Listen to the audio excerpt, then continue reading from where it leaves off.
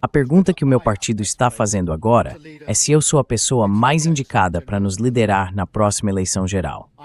Eu ouvi a resposta do meu partido parlamentar para essa pergunta e aceito essa resposta com serenidade.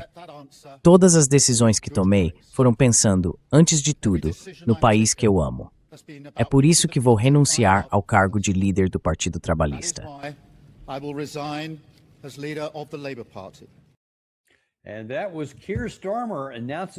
E esse foi Keir Starmer, anunciando sua renúncia como primeiro-ministro do Reino Unido.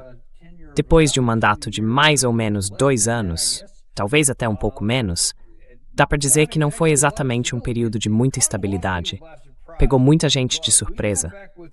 Mas hoje a gente tem de volta aqui o Ian Pucik, o homem mais inteligente de Londres.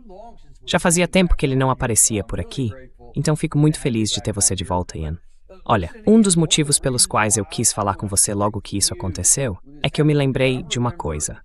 Quando saiu aquela manchete, lá em julho de 2024, o Partido Trabalhista vence a eleição no Reino Unido com ampla maioria, você me disse na época, bom, é isso que parece no papel, mas a realidade por trás dos bastidores é bem diferente. Ele não vai durar muito. E agora, estamos aqui, menos de 2 anos depois, e ele caiu. Por quê?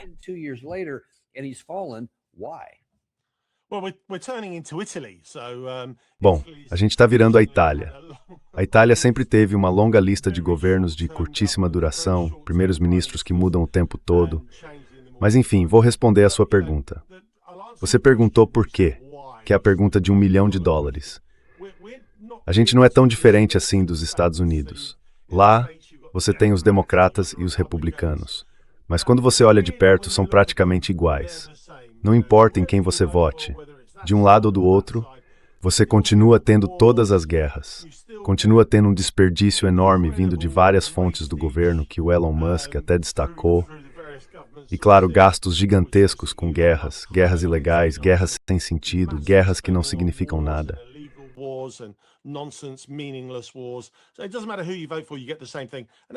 Então não importa em quem você vote, o resultado é o mesmo.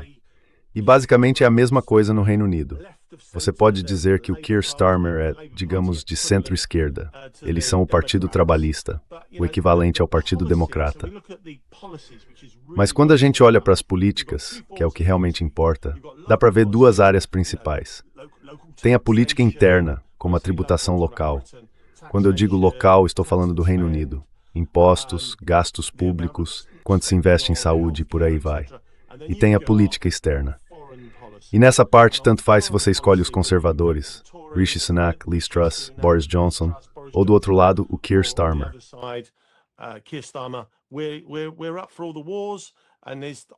A gente está sempre pronta para todas as guerras e sempre tem dinheiro para a guerra. Sempre tem dinheiro para a guerra. Passamos por um período difícil no Reino Unido em que diziam que não houve recessão.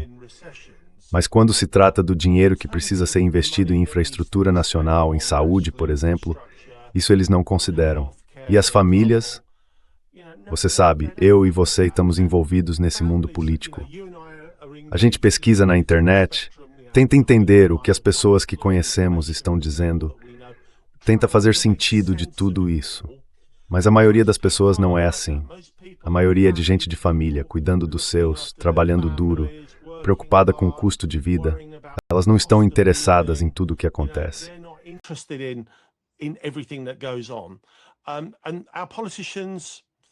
E os nossos políticos são iguais.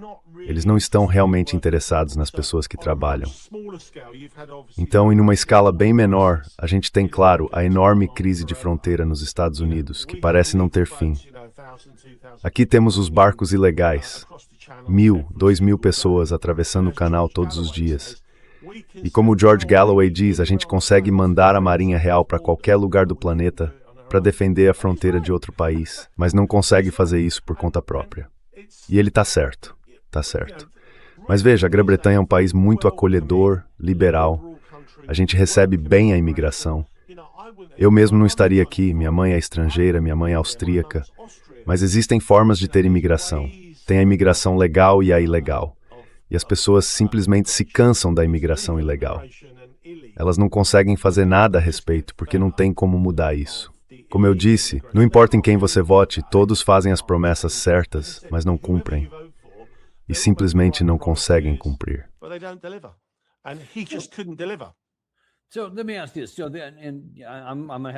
Deixa eu te perguntar uma coisa. Eu vou ter que admitir um pouco da minha ignorância aqui sobre o sistema britânico. É claro que ele é bem diferente, em vários aspectos, do sistema dos Estados Unidos, mas ainda não teve uma eleição geral, então não houve um resultado como aquele de quando ele chegou ao poder em 2024. Ele está falando das eleições que estão por vir. Mas como isso funciona dentro do Partido Trabalhista?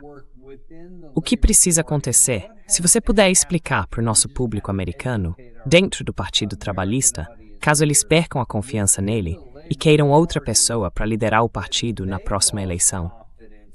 Como é que isso funciona?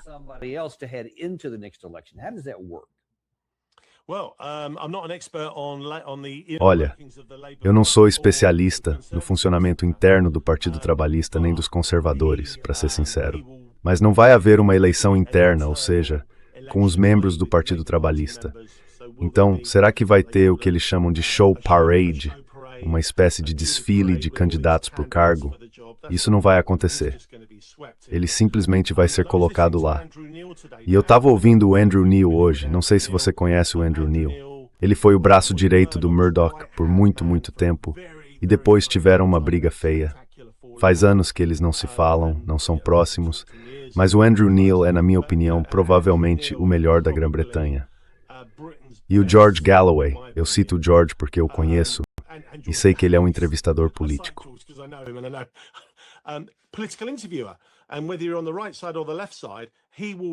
E olha, não importa se você é de direita ou de esquerda, ele vai te colocar numa situação bem difícil. No dia de uma entrevista, ele acorda às 4 da manhã e pesquisa tudo o que precisa saber sobre a pessoa ou o assunto que vai entrevistar. Ele é minucioso. E primeiros ministros e políticos de alto escalão fazem de tudo para tentar escapar dele. Quando David Cameron foi eleito líder, ficou famoso por isso. Ele deu entrevistas para atores de novelas e celebridades menores, mas não quis encarar o Andrew Neil, porque ali as perguntas são realmente duras, diretas, sem rodeios. E esse é o problema. Então, na minha opinião pessoal, e eu sei que muita gente vai discordar de mim, o Andy Burnham é bem parecido com o Keir Starmer.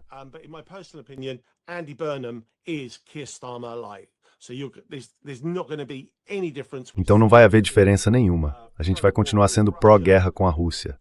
Quer dizer, o Ian Proud, um amigo em comum, nosso amigo, ex-diplomata britânico em Moscou, sempre diz o seguinte sobre a Rússia. O Reino Unido não quer ir à guerra com a Rússia, porque não pode, mas também não quer ser amigo da Rússia. Então onde isso nos deixa? Deixa a gente num beco sem saída. E se você ler o livro dele, vai ver que o Reino Unido recebe todas as informações sobre o que está acontecendo de forma indireta pelos aliados na Europa. Quer dizer, que posição mais absurda para se estar. E é exatamente essa a situação em que o Reino Unido se meteu.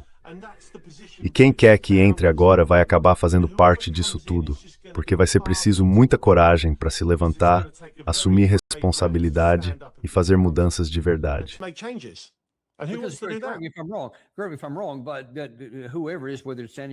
Se eu tiver errado, tudo bem. Mas quem quer que seja o Andy Burnham ou qualquer outra pessoa, vai ser só mais um membro do mesmo partido, certo? Claro. Com certeza. Eu só quero deixar claro, porque isso não é muito evidente para o público americano, já que a gente não entende muito bem como essa parte toda funciona. Antes de falar do Andy Burnham, porque obviamente eu quero chegar lá, eu quero ouvir o Nigel Farage aqui. Ele está dando a versão dele sobre por que o Keir Starmer renunciou agora.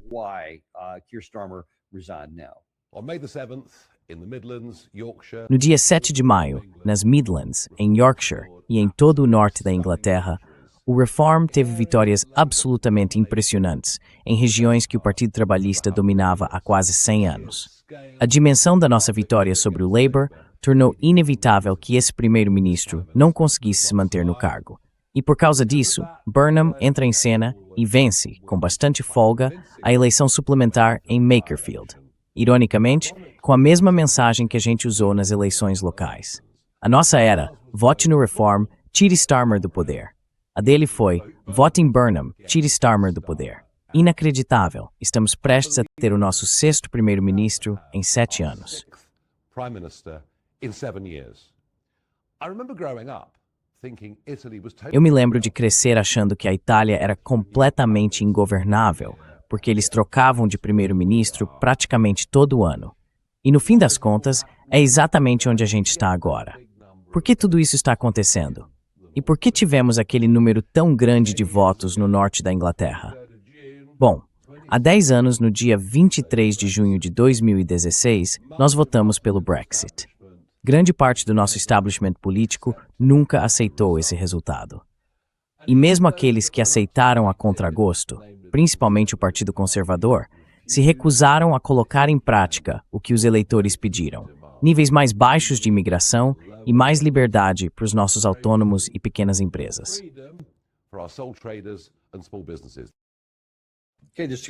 Certo, tem 2 coisas aí em que eu quero focar. A primeira é o comentário dele, que repetiu o que você disse sobre o país estar parecendo com a Itália, o que provavelmente não é algo que dê muito orgulho no Reino Unido. Mas ele parece voltar sempre ao Brexit, lá em 2016, como se fosse o começo do problema.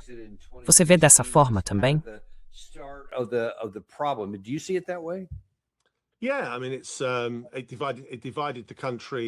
Quer dizer, isso dividiu o país de forma enorme. Muita gente ficou ali, sabe, meio a meio.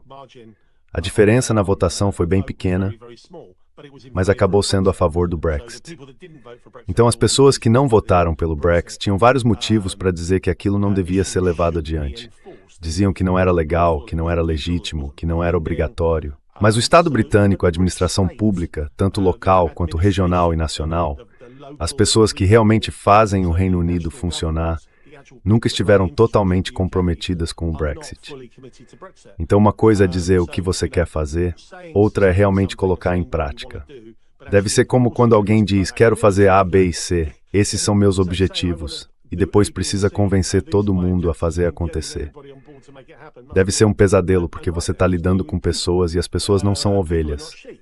Cada uma tem seus próprios pensamentos, crenças e ideias.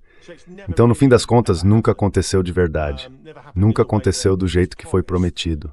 Para ser sincero, virou uma grande bagunça. Mas, claro, isso é um problema enorme para quem votou a favor do Brexit.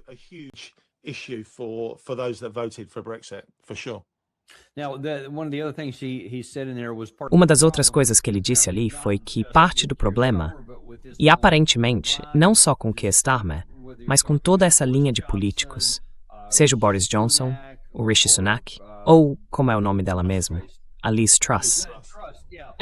Aquela que ficou tipo um fim de semana, acho que foi isso, antes de sair de cena. E aí as pessoas perguntavam, mas por que então? E ele comentou que os políticos não estão ouvindo o povo. Agora, a questão é, o problema é que o povo está dividido meio a meio. E se você ouve um lado, acaba ignorando o outro? Ou é que eles simplesmente não estão ouvindo ninguém?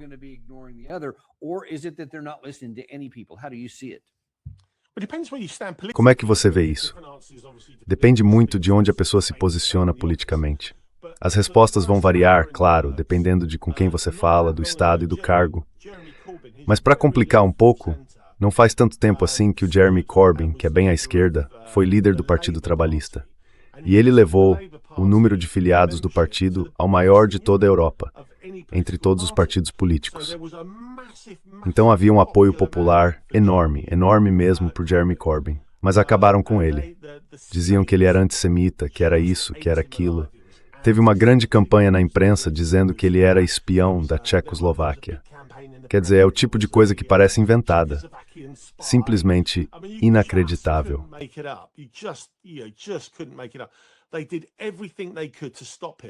Eles fizeram de tudo para tentar impedir ele. E aí, para onde a gente vai? Quando as pessoas que deveriam defender a democracia passam a se opor a ela só porque não conseguem o que querem. Aí está o problema. Então você mencionou essa ideia de que o país está dividido meio a meio e por isso nada realmente acontece. Não, eu não acho que seja isso. Eu acho que as pessoas estão cansadas da política, de saco cheio mesmo. Você vota como você acabou de dizer, vota na Liz Truss, no Boris Johnson, no Rishi Sunak ou no Starmer. E olha, eu vou me adiantar aqui, me desculpa, Burnham, mas vai dar na mesma. Nada vai realmente mudar.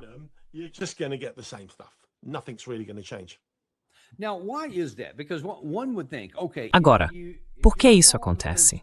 Porque a gente pensaria o seguinte: tudo bem, se você está com problemas, por que não tem ouvido o que o povo quer, especialmente na questão da imigração? E talvez você possa explicar um pouco melhor isso daqui a pouco, sobre quais são os problemas e o que está motivando as pessoas. Mas seja qual for o tema, uma das coisas que você e eu já comentamos várias vezes sobre o Keir Starmer é que ele era muito indeciso, tentava ficar no meio do caminho em tudo e no fim não agradava ninguém. É um pouco como o presidente Trump, que às vezes parece estar com o Macron, com o Zelensky, meio contra a Rússia, mas ao mesmo tempo, nem tanto. Por que não existe, e me perdoe a franqueza, uma figura à la Churchill no Reino Unido? Alguém que se levante e diga: eu vou ser decisivo, vou agir de forma útil, vou ouvir o povo e fazer algo que realmente ajude.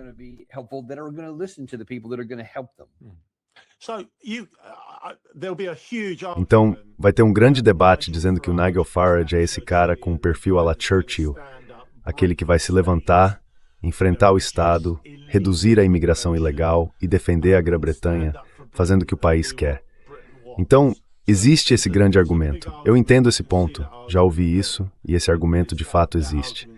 Mas vamos voltar agora para a política externa.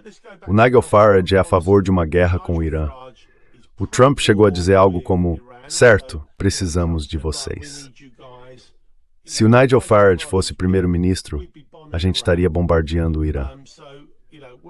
Então, qual é o sentido disso? E é a mesma coisa com a Rússia. Eu já ouvi o Nigel Farage falar sobre isso. Eu conheço o Nigel Farage, já o encontrei pessoalmente. Uma vez recebi um e-mail muito gentil dele, foi bem solidário comigo e eu sou muito grato por isso.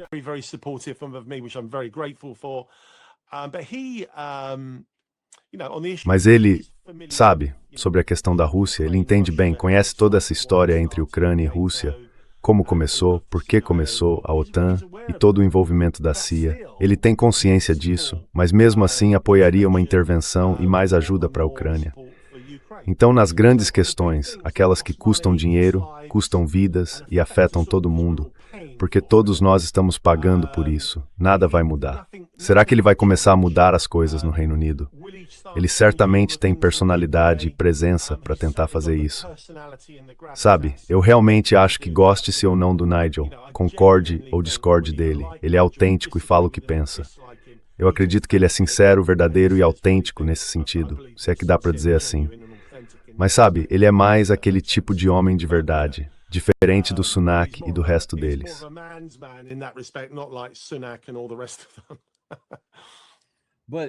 Mas, pelo que você está me dizendo aqui, o Sr. Burnham não é desse tipo. Olha, eu acho que não, de jeito nenhum. Você lembra quando o Mandani concorreu para a prefeitura de Nova York? Tava todo mundo naquele desfile de candidatos e perguntavam para cada um: se você virar prefeito, qual é a primeira coisa que vai fazer? E todos respondiam a mesma coisa: vou para Israel, vou para Israel, vou para Israel, e por aí vai. Aí chega a vez dele, lá no final, e ele diz: bom, eu vou ficar aqui em Nova York, não vou para lugar nenhum. Vou conversar com os nova-iorquinos, vou visitar todos os distritos, todos os bairros. Nel dia aí, Utah, a comunidade judaica.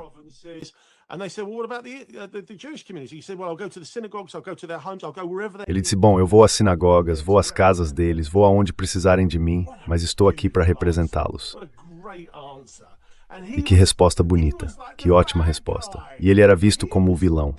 Era o cara mau do grupo na mídia, mas para o povo ele era o herói. Com certeza. Com certeza. Então Andy Burnham, Andy, eu te mandei uns vídeos mais cedo hoje, o Andy Burnham, sabe, quando ele concorreu há muitos anos, disse que o primeiro país que visitaria, se virasse primeiro-ministro, seria Israel. Então veja, não estou sugerindo nada além do fato de que ele se encaixa no mesmo perfil de todas essas outras pessoas com o mesmo jeito de pensar. Eles simplesmente fazem a mesma coisa. Desculpe, eles fazem exatamente a mesma coisa.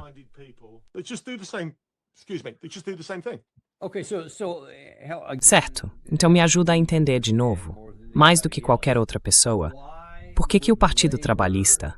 Porque eu nem sei quantos membros do Partido Trabalhista tem no parlamento agora.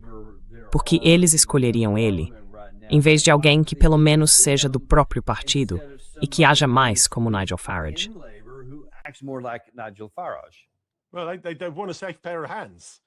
Olha, eles querem alguém confiável. Querem uma pessoa segura no comando. Não querem alguém como o Nigel Farage chegando e rasgando livros, questionando tudo, fazendo mudanças. Isso é a última coisa que eles querem. A última coisa mesmo. Você sabe, a Grã-Bretanha está com uma dívida enorme. Claro, nada comparado aos Estados Unidos. E tem uma coisa muito boa sobre o Starmer, e ele não recebe crédito suficiente por isso. Ele não seguiu o Trump numa guerra com o Irã.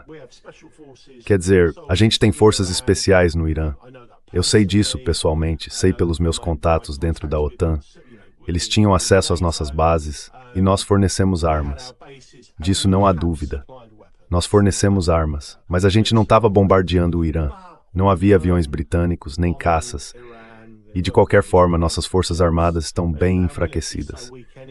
Mas olha, um grande elogio, não sei se eu disse Farage antes, um grande elogio ao Starmer por não ter seguido o Trump nessa guerra absurda.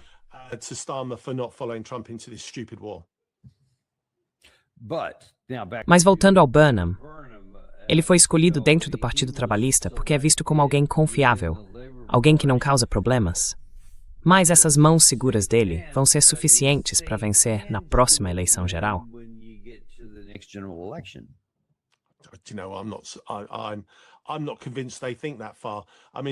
Eu não estou convencido de que eles pensem tão longe assim.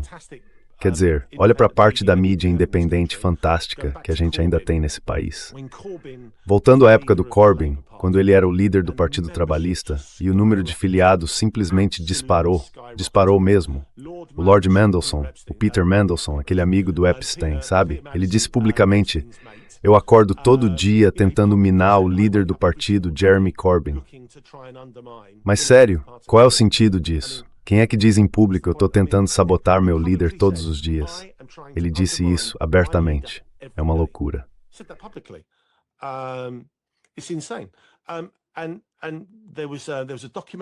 E teve um documentário da Al Jazeera chamado The Labour Files, onde vazaram um monte de arquivos.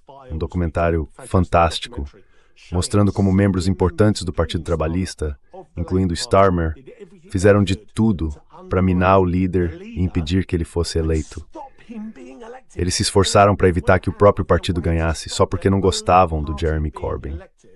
É uma loucura. Então, quando você pergunta por que colocariam o Burnham se vão fazer a mesma coisa e acabar perdendo, é porque eles têm outros planos.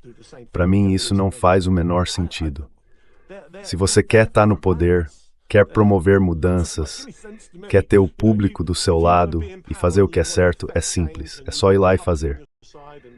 Mas não é assim que funciona.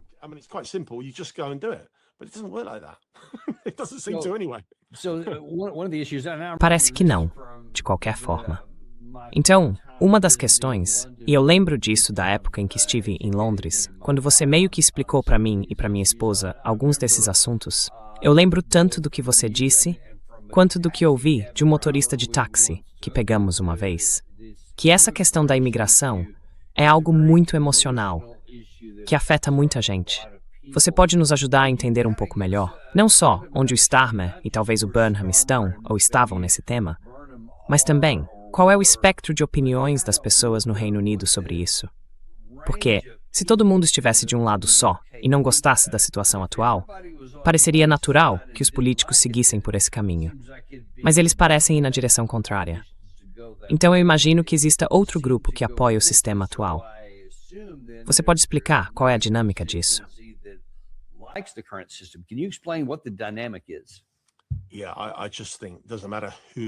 Olha, eu acho que não importa com quem você fale. Pode ser uma pessoa comum da classe trabalhadora, um médico, ou, sabe, eu converso também com gente de alto escalão nas Forças Armadas. Os soldados, o pessoal da base, todos estão, digamos assim, bem irritados com isso. É a forma mais educada de dizer. O fato é que pessoas que entram ilegalmente acabam sendo amparadas, enquanto eles mesmos jamais teriam esse tipo de tratamento. E sabe, famílias trabalhadoras que, por dificuldades, não recebem o apoio real do governo, enquanto completos desconhecidos que entraram ilegalmente acabam recebendo.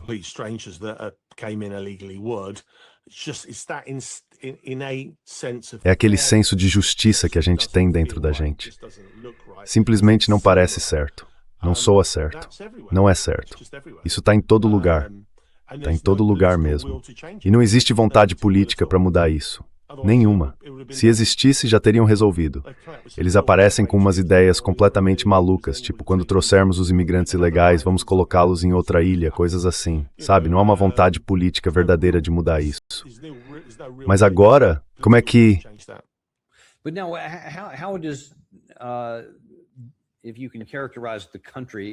Se você pudesse descrever o país, e talvez precise considerar diferentes grupos, mas pensando nos estrangeiros, porque a Grã-Bretanha é conhecida há séculos como uma espécie de caldeirão cultural. Pelo menos é assim que eu vejo. Então, o que mudou agora, já que parece haver um sentimento geral contra a imigração? O que está por trás disso?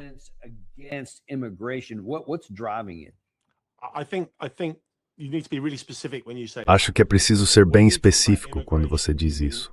Quando fala sobre imigração, você quer dizer imigração ilegal.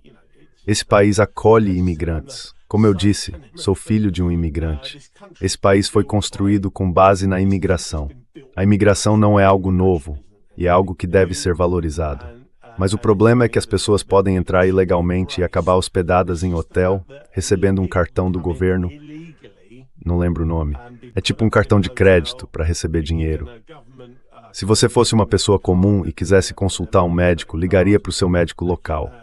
A gente tem um sistema de saúde diferente do de vocês, como você sabe. Mas você poderia ligar para o seu médico e dizer, tô com essa dor, ou com aquele problema. E o médico decidiria pelo telefone se é algo urgente. Tipo, vem hoje à tarde. Ou se dá para marcar para a semana que vem.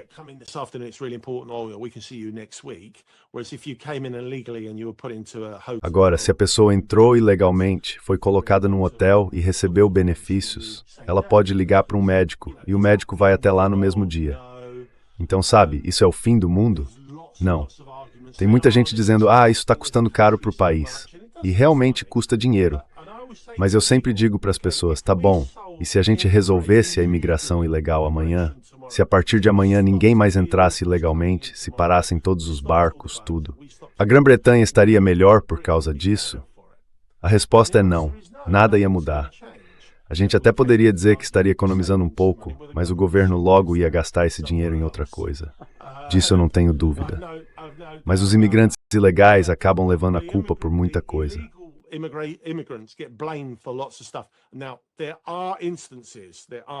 Olha, existem casos sim, em que eles são tratados de forma diferente pela polícia, certo? Eu não sei dizer porquê. Acho que até comentei isso em um dos seus podcasts há um tempo. Teve um caso no norte, de uma menina que estava sob tutela do Estado, morando num abrigo. Ela era explorada sexualmente, forçada a se encontrar com 15, 20, até 30 homens por dia que faziam fila para entrar. E era uma menina, acho que de 12 ou 13 anos. O jornal The Times, de Londres, fez uma reportagem incrível investigando isso. Tentaram censurar a matéria, mas alguém muito importante na época disse, não, isso é de interesse público. E merece todo o reconhecimento quem tomou essa decisão. E sabe o que aconteceu? A polícia foi lá e prendeu a menina, não os homens. E isso é estupro.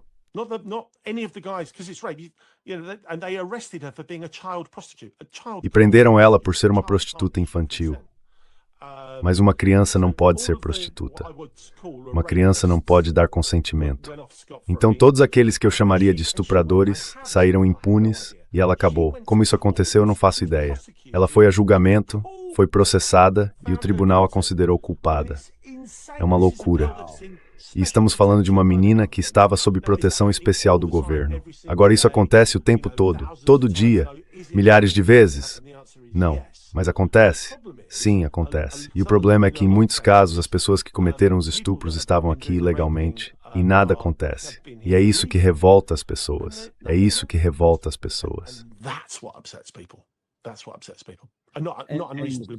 E não é algo totalmente sem razão, aliás. Então, por que, nesse caso, os políticos simplesmente não fazem o seguinte? Se a diferença em relação à imigração ilegal é quase neutra, se não muda tanto assim, por que eles não fazem o que deixaria a maioria das pessoas satisfeita e acabariam com a imigração ilegal?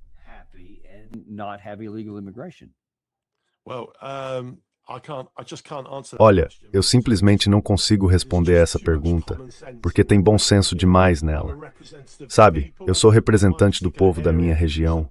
Aconteceram algumas coisas ruins por lá. Eu vou atrás, falo com a polícia e cobro responsabilidade. Quer dizer, seria bom para todo mundo, mas isso não está acontecendo. E em muitos casos, eu diria que quando acontece, acaba sendo encoberto e provavelmente nem chega ao conhecimento dos políticos. Torturserhaus que argumento para redutirite os crimes policiais for supports bromacier em quobalas.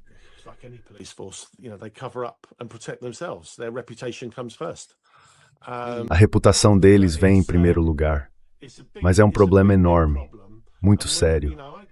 E quando eu converso com pessoas de vários lugares, de diferentes níveis da sociedade, e eu nem gosto de falar em níveis como se umas estivessem acima das outras, mas com pessoas em posições diferentes, com responsabilidades maiores, todas dizem a mesma coisa. O Estado está quebrado e precisa de alguém que entre e comece de fato a reconstruir tudo. Só que ninguém tem vontade de fazer isso, porque o tempo no cargo é muito curto, não tem dinheiro para nada. É realmente desanimador, muito desanimador. Mas ainda assim, é um grande país.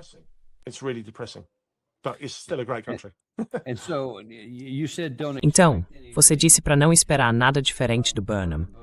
Mas a gente imagina que ele, pelo menos na aparência, faria algo diferente, já que o cara que acabou de sair fracassou e teve que ser substituído. O que você acha que o Burnham pode fazer, mesmo que seja só de forma superficial? O que ele poderia fazer de diferente do Keir Starmer?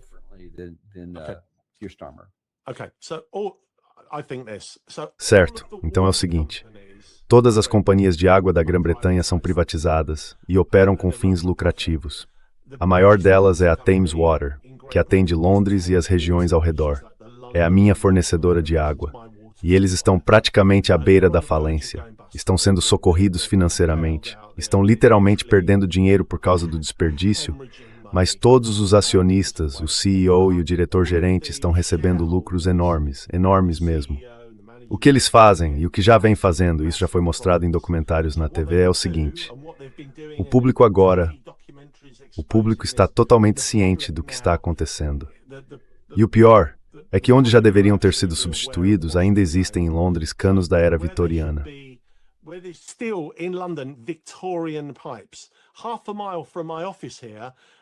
A meio quilômetro do meu escritório, tem um cano de água de uns 25 centímetros de diâmetro, feito de amianto, lá dos anos 50 e 60. E o custo para tirar e substituir esse cano é tão alto que toda vez que ele vaza, e ele vive vazando, eles só remendam de novo. O custo do remendo, claro, é muito menor do que o de trocar tudo. Eles têm estações de tratamento onde toda a água suja entra, é tratada e sai como água potável, que depois é bombeada de volta para o sistema. Só que essas estações são tão antigas que muitas vezes não conseguem lidar com o volume de uma cidade grande. E o custo para reconstruir, refazer e modernizar tudo isso é tão alto que acaba sendo mais fácil despejar esgoto puro, dejetos humanos e todo o resto nos rios, matando os peixes, matando toda a vida selvagem.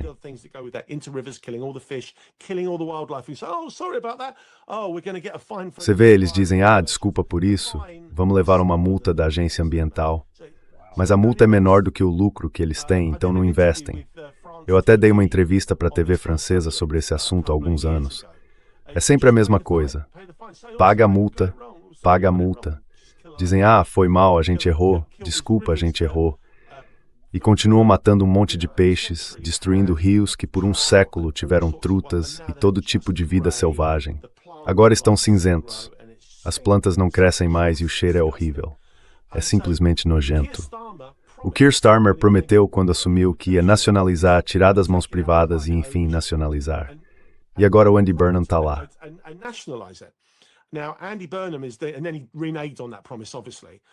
E aí ele voltou atrás nessa promessa, obviamente. O Andy Burnham está prometendo nacionalizar o serviço de água para que ele não tenha fins lucrativos. O que os fundos de investimento fazem é o seguinte: eles chegam, compram a Thames Water por bilhões e bilhões e depois pegam empréstimos usando todos os ativos da Thames como garantia. Assim, eles recuperam o dinheiro que gastaram na compra. Ou seja, no fim das contas, eles conseguiram a Thames Water de graça. E agora a Thames Water está cheia de dívidas, bilhões e bilhões em dívidas. Os caras dos fundos fazem todo o lucro deles e vão embora. Eu acho que se ele for fazer uma grande coisa que realmente mude a vida das pessoas, que traga uma diferença concreta e deixe as pessoas felizes, que é basicamente o que você estava dizendo, eu acho que ele vai nacionalizar o serviço de água.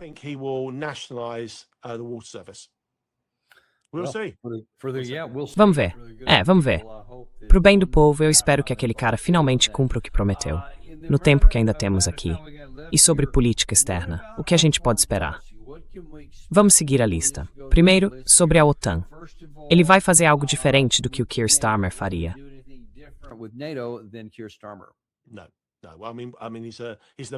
Não. Quer dizer, ele é o prefeito de Manchester. O que ele sabe sobre guerra? Olha, eu não sei nada sobre guerra, mas tenho bons contatos e bons amigos dentro do Ministério da Defesa e da OTAN. Então eu aprendi muita coisa e aprendi com você e com todas as pessoas com quem eu converso. É só isso. É tudo informação. Então ele vem de administrar uma cidade grande e vai ser jogado dentro do meio militar. Você tem toda uma cultura dentro do Ministério da Defesa. A cultura no topo ainda é de mentalidade da Guerra Fria. A Rússia vai nos pegar, a Rússia vai nos pegar.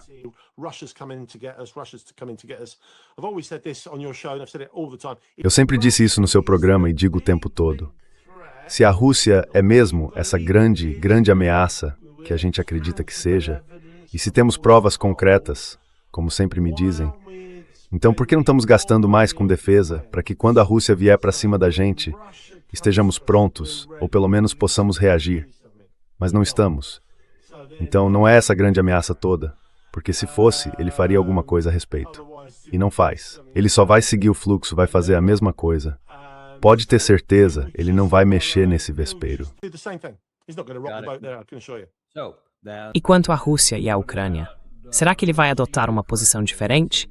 Ou vai continuar dizendo, sim, o que a Ucrânia precisar, pelo tempo que for necessário?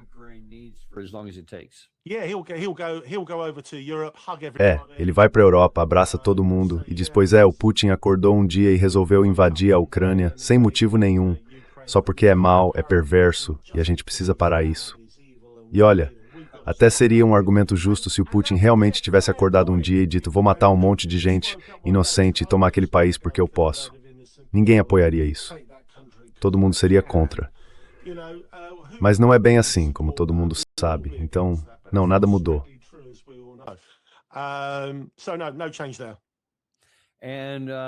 E por fim, sobre a guerra com o Irã, e na verdade um desdobramento disso, está a visão dele em relação ao Estado de Israel.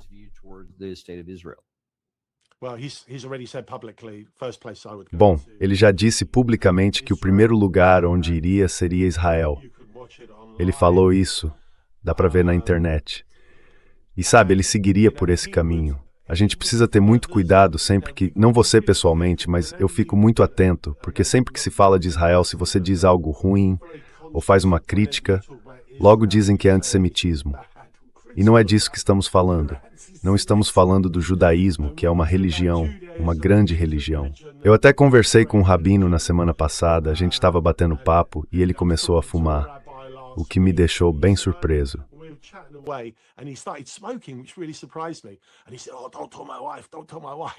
E ele disse: não conta pra minha esposa, não conta pra minha esposa. E eu tinha acabado de conhecê-lo. A gente estava falando sobre carros, espero que ela não esteja assistindo a esse programa. Pois é, acabei deixando ele em apuros. Ele era um rabino de verdade. Aí eu perguntei: posso saber qual é a sua opinião sobre Gaza? E ele respondeu: eu não sou sionista. Isso é pura maldade. Foi exatamente o que ele disse. Pura maldade. E as pessoas precisam saber diferenciar judaísmo de sionismo político. São coisas completamente diferentes. Sim, sim, com certeza são. Mas não há nenhuma chance de que o Andy Burnham vá tentar fazer essa distinção. Ele vai simplesmente seguir o que for mais popular, eu acho. Nesse caso, mesmo que dizer que criticar Israel é ser antissemita, o que é obviamente um absurdo, mas é isso. Por que ele não consegue dizer algo como você acabou de dizer? Porque o que você disse e a forma como colocou foi totalmente racional, pró-britânico e até pró-judeu. Quer dizer, você não está dizendo nada contra a religião judaica, de forma alguma. Por que ele não consegue fazer isso?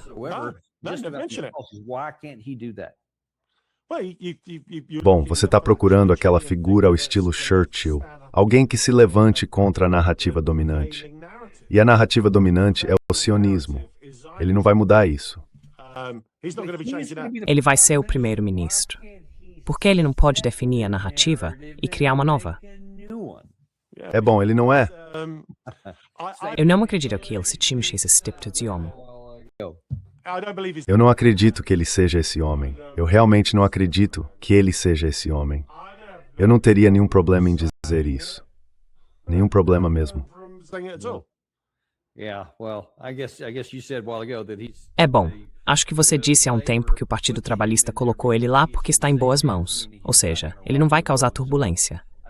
Então não sei por que eu esperaria algo diferente. Eu só esperava que ele viesse e fizesse algo bom para o Reino Unido, bom para as pessoas, e que não refletisse apoio a uma política claramente ruim, porque isso também é ruim para os israelenses, claro. Mas olha, a gente realmente agradece por isso. Tenho certeza de que, conforme as coisas avançarem, quando ele tomar posse e começar a se posicionar sobre alguns desses assuntos, a gente vai te chamar de novo. Sempre um prazer. Obrigado, Coronel. A gente agradece muito, muito obrigado. E a gente se vê em breve no programa do Daniel Davis. Ah, e você sabe, a gente não tem patrocinadores porque não gosta de encher vocês de propaganda. Eu não gosto disso. Então mostra um pouco de apoio.